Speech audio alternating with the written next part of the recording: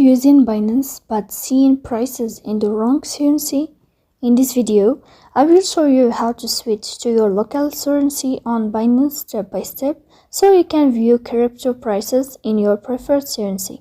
Changing your currency makes it easier to track profits, check market prices, and manage your trades more clearly. So to do that, you have to go to Binance app. Then here in this page of your Binance app, you will find this sign of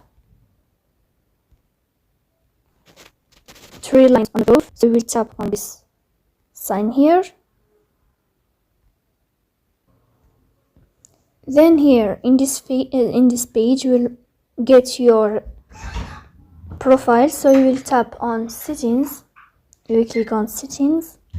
And then here in this page you will find currency. So you will tap on your currency.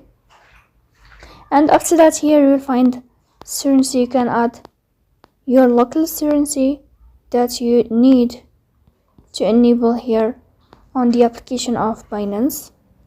Let's choose, for example,